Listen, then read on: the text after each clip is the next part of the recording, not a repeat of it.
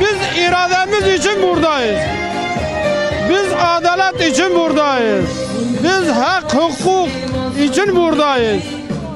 Hırsızlık var, yoksulluk var, adaletsizlik var. Hak, hukuk bir şey kalmamış.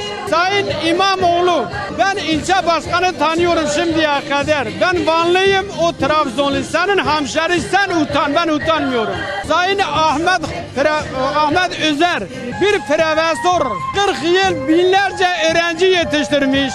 Şu anda sebebi niye cezaevinde? Kürt olduğu, Vanlı olduğu, bir de İmamoğlu'nu destek olduğu için. Böyle nasıl bir adalet?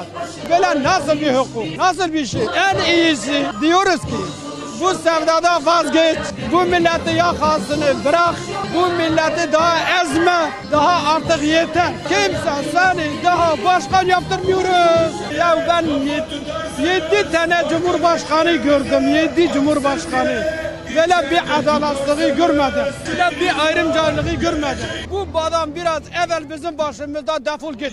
Bunu istiyoruz. İmamoğlu cezaevinde kalmayacak. O cezaevinde kalıyorsa ama o bizim kalbimizde yaşıyor. Demirtaş da öyle.